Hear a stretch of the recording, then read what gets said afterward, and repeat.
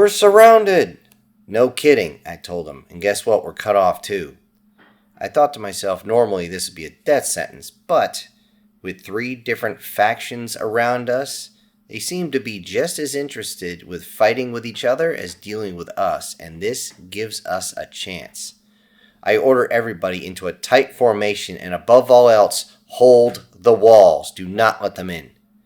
Everybody's already at their stations, and they immediately pass the word down.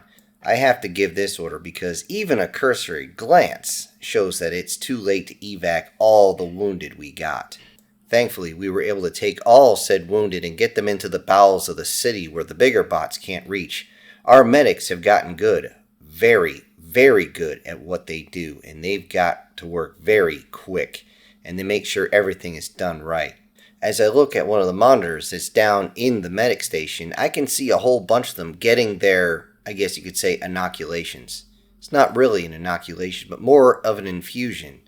Over time, we found out that an infusion of my blood, or Slipstream's blood, would actually make recovery time shorter, as in a hell of a lot shorter. It's strange, but it's like the bodies are not just fixing themselves through the standard way, but it's almost like, I don't know, like they have some sort of scab that goes over, and then they seal themselves up, kind of like humans do, but faster. I don't get it. None of us get it. We've had our scientists on it, but we really haven't had time to really look into it. As part of my duties, I've been having to actually have regular transfusions of my blood to the other bots, and the results have been interesting, more so than what I just spoke about. It seems that over time they change, and you could say that they transform from the inside out as it does whatever it's doing. There's also some sort of psychological changes as well as the physical ones, but we really haven't had time to experiment to dig into this. We're too busy digging into other things, like digging in foxholes, turret emplacements, machine gun nests, and all the other things we need to. All I know is this helps everybody to recover faster, work harder, and work longer. And for some reason, everybody starts getting these strange looks on their faces when they look each other up and down. I recognize that face, but couldn't be. This is a different species after all. The induction of my blood has also made the bots resilient to a level we don't yet understand, especially in the middle of a battle like this. One thing I do understand is that Skyfire, once he had finished dropping off the wounded, consumed a bottle of this before flying to the rocket base, but surprisingly, no one followed him. We expected a craft that big to draw some sort of attention, pull it away from us for just a little while. I mean, it's kind of bad to use him as a decoy after everything, but seriously, it's like nobody gave a crap about his giant ass flying off to the rocket base. As the battle rages all around us, as the factions fight each other and try to work their way into our city, I begin to crack a grin as I see that my people are coming together and the constant training we've had is paying off. The individual movements they're using are quick, deliberate, making sure they take cover when they reload, making sure that their aim is dead nuts on, making sure they don't miss, making sure that they're not giving any of those forces a chance to grab anyone. If any of these forces even get close, their job is to not to fight, but to run, to disappear into the bowels, and like a cockroach, show up someplace else to shoot somebody right in the ass. Then again, if they're in front of them, they might hit something else. The different heavy weapons teams are working together in a well-choreographed dance with the interlocking sectors of fire, keeping everybody back. It seems like every time they get close, we're able to get at least 2 guns on them. There's also the missiles that go up, which drives these bots crazy. Anything guided ordnance is going to drive them nuts because they have to run away. A shot they can dodge. A missile they either have to run or shoot it down themselves. And if they can't, well, let's just say it's going to hurt. Speaking of which, I actually stick my head out and I look down to see all the mortar positions firing. They had uncovered, and I was glad that I insisted on these mortar teams being set up. As everybody calls in coordinates, they are literally Johnny on the spot, making sure that all the rounds are hitting the targets they need to. We had them dialed in to start with, but boy, these guys are getting fast. And I just loved hearing them, hang it, fire! And all of a sudden, fire for effect! And all 4 of those guns go off, but it's not just those 4. It's the other 4 sets of 4 that are going off, leaving an entire area completely devastated in mortar fire. It might not be able to kill one of the large bots with a direct hit, but it's good enough to tear off one of their limbs and force them to back off.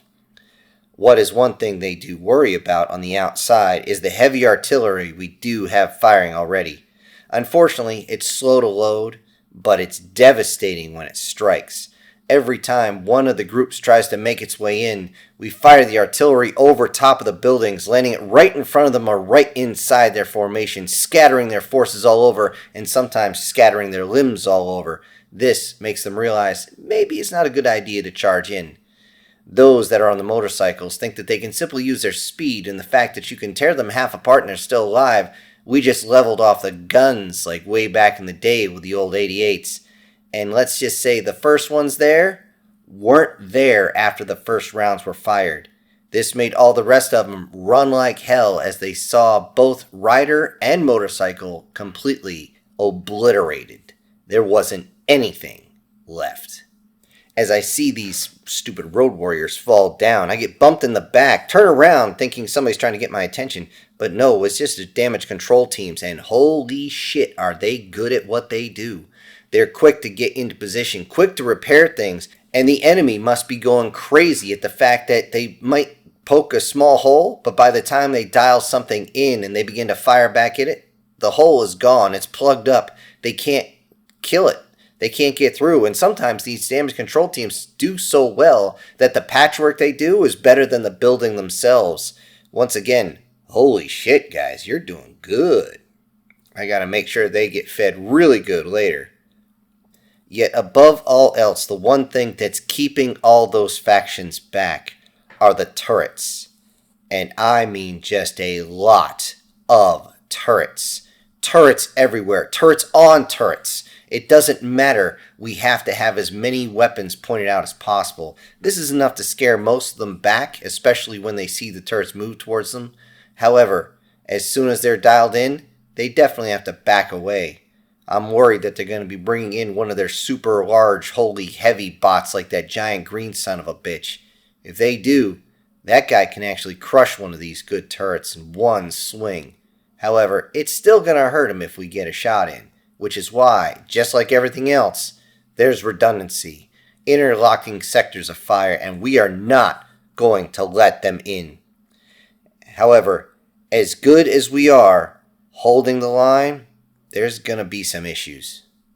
First things first, thanks to that evil genius, the teleportation device, at least on the surface, is no longer under our control. That being said, neither side wants to destroy it because if it goes critical, it might just flatten the entire city in one go. This thing is extremely complicated but also highly volatile, which means nobody's going to shoot at it if they don't have to. And that means that everything next to that simple gate is going to be a melee fight. And they're beating the living crap out of each other up there as they try to basically play king of the hill. At that point, I don't care. They can lessen their numbers for all I give a shit. However, one point when I checked on the screen, I thought my optics were malfunctioning. I went out to the side and I zoomed in and I looked at on either side, each of them are trying to control the teleportation circle, to start it up and to lock it down, disable it maybe so the other one can't use it. They simply want to have this thing because if they can get it up and running, that means they can bring their own reinforcements right into the city. However, since they're both so desperate for this key terrain, at this point, I can see who is that. On one side, it's the purple faction, but who is that? I know him. I know for some reason, just looking at it makes my blood boil. It's that stupid Cyclops with a cannon for an arm. That's right, that son of a bitch has killed a lot of my guys. He loves to play God, too, that sick bastard. Oh, man. He's messing with the controls, trying to open up a few of the panels so he can somehow get it to work for him and not for anyone else. However, he doesn't realize I look on the other side where they can't see each other, and another red bot, this one from the red faction, this one has some sort of strange cannon laser looking doohickey over his shoulder. I remember this guy. He was supposed to be really, really smart, but he's also ripping panels open, or at least trying to, so he can access everything on the inside as well. It seems like they're trying to do the same thing to each other and just bring it to a stalemate. It's kind of funny to think about. But hey, again, if they want to lessen their numbers and they want to waste their time, that's no hair off my ass. I'm good. You guys can do whatever you want over there. Especially since this is truly the key terrain on the planet at this point in time, and they both want it bad. The only other part that they're fighting over right now is the spaceport. I mean, it's not really much. I mean, one could simply change their modes and land in the city. The problem is you don't want to try that inside a bunch of buildings. Let's face it, as good as those big boys are, there's only a few of them that can make those turns as tight as they need to not go kersplat against one of the sides of the buildings. And I can only think of Starscream von Richthofen. I seen him do some crazy, crazy shit. I don't know how that guy got so agile, but wow. I look over the spaceport, and sure enough, both sides are beating the hell out of each other. I can notice that they're not trying to destroy it, even though it's just to set up a couple of runways with a couple of what seems like ramps that have catapults towards the bottom. This, I've actually thought about using to try and get in a hold of the teleporter way up there between the moons, but that thing is so well guarded I wouldn't even get close. I kind of chuckle because I know why they want it. They want to be able to bring materials and evac the wounded, but without control of this spaceport, they're going to have to do things the old way, the difficult way, the dragging them back 1Z, 2Z at a time, and nobody wants to do that. However, speaking of wounded, our casualties are mounting. Even though we can repair much faster than the other ones, we are still losing a few. They're just damaged beyond anything, even stasis lock. We do lose only a few, but every fallen is a friend. I see a few being brought in, and I squeeze the railing so hard that it bends under my grip. As the night finally comes in, the fighting slows down, but it sure as hell doesn't stop. I remind everybody that they're going to try and use the cover of night. Everybody does. And they do. Both factions decide to deploy sappers. So, we deploy snipers with night vision. This is actually a function that is surprisingly rare. I'm actually amazed that I even have it. I'm up behind one of the weapons as I see them move in. The large ones are fairly easy to pop off, simply taking off a finger, maybe an arm, shoot them in the kneecap. That'll definitely put them to the ground, and they will simply pull back to their lines. However, in one instance, the purple faction sent in their own small bots, and I immediately left my position and got down low to intercept. As those smaller ones got in, we began to ambush them as they went through the catacombs. I dove into the tunnels to help, simply dropping right down a chute, hoping my wings wouldn't get caught on anything. I landed on my feet, but I landed really hard, straining my linkage. I didn't have time to think of anything as I pulled up my weapon and looked around. Slowly, that's when I heard something. A low growl. I turned towards it, and he must have thought I couldn't see him as he's almost painted fully black. However, my night vision, well, that's a hell of a thing, isn't it? I realized exactly who it was baring its teeth at me, and I said, "Ravage! Bad kitty!" as he lunges towards me, and I toss him off to the side. Before he bolts out of the room, realizing that I'm pulling my weapon up on him, he says, "You will become one of us. I swear it." And then he bolts off down a hallway. The last I heard about him that night was when I got back up to the talk, and they said they saw him dragging one of the bots behind him back to their lines. The bot was small like us, humanoid, but looked like he'd been shot full of holes, but still pissed off. He actually flipped us off, which I didn't even think he realized he could do. The red faction tried the same technique on the other side of the city, but my soldiers sent them back to the lines broken and limping, to include one rhinoceros that is now missing a horn and one of its legs, and had to be carried back as it dripped all its lifeblood onto the ground.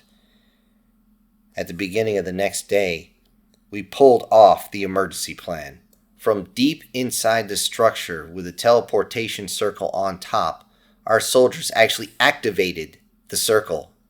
It turned on. It's not super grandiose. It doesn't jump out like a boner underneath somebody's trousers or anything and then go back in like you see on TV. No. Instead, it just starts to shine for the center and then just fills in really quick. It's strange. It doesn't shimmy either. It's just one solid piece.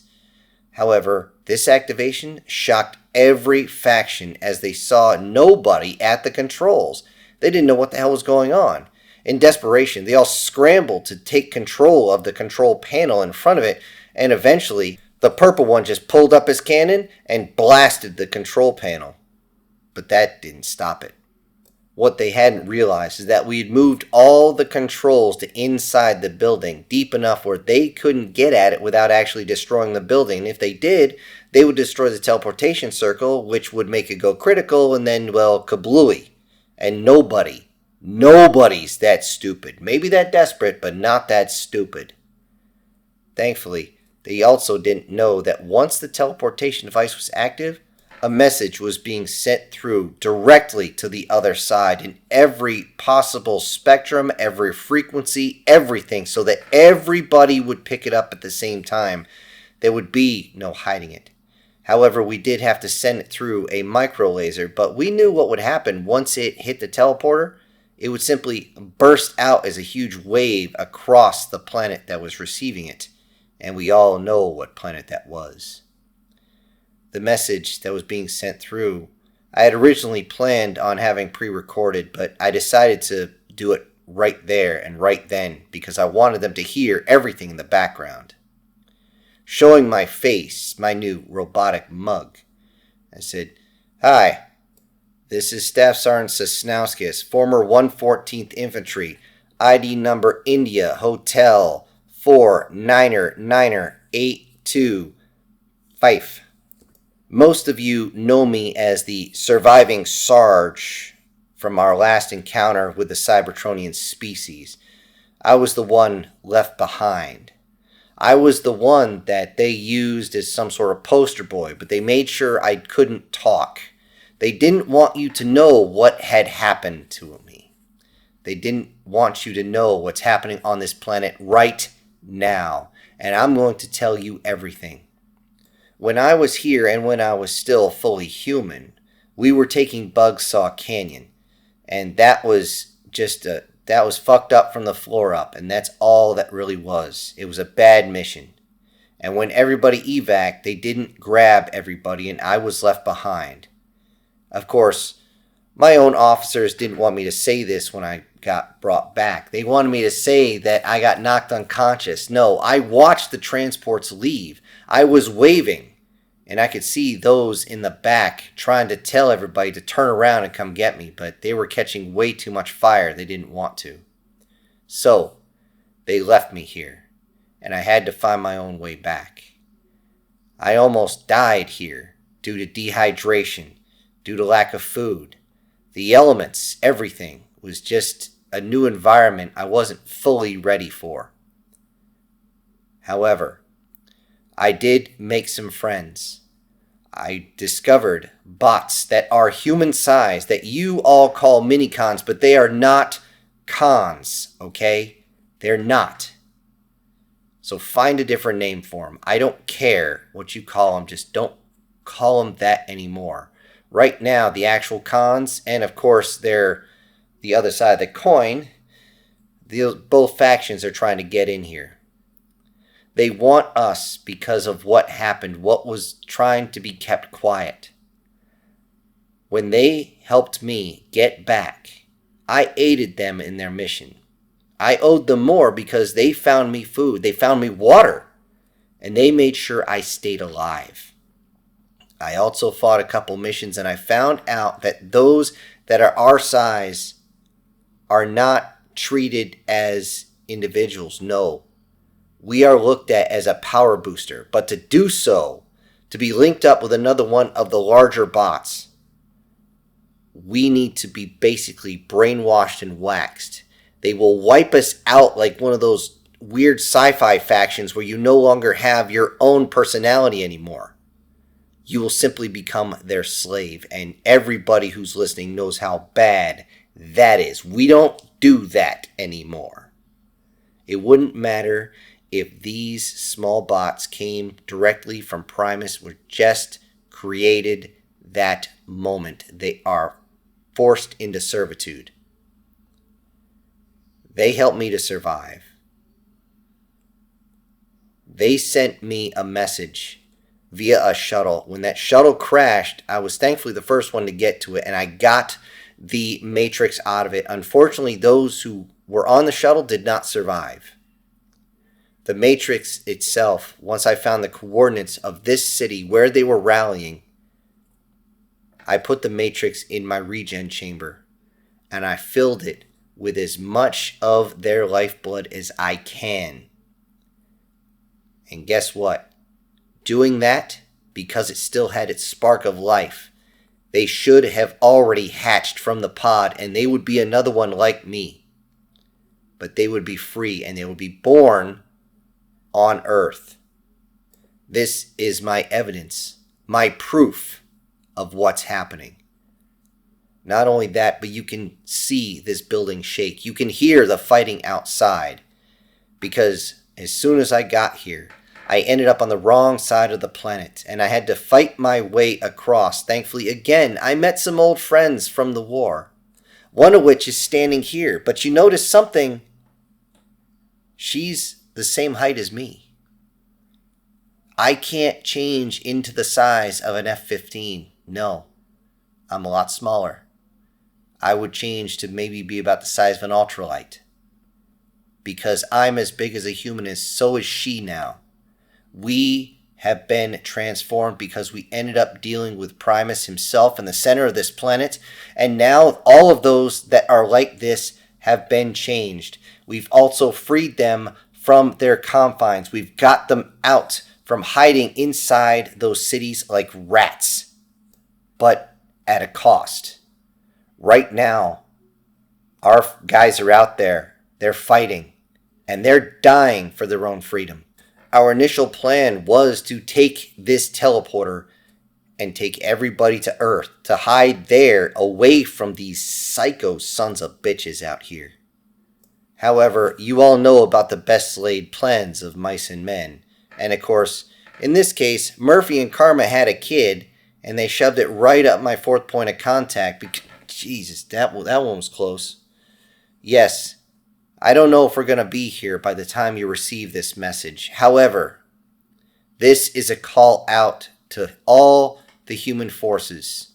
We are asking, requesting, just about begging for your assistance.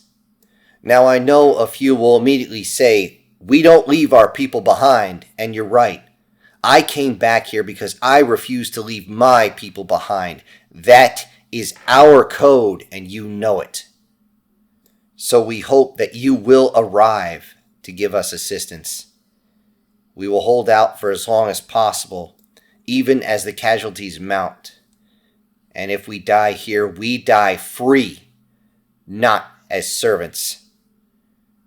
If you refuse our request, at least do us the one favor. Remember us.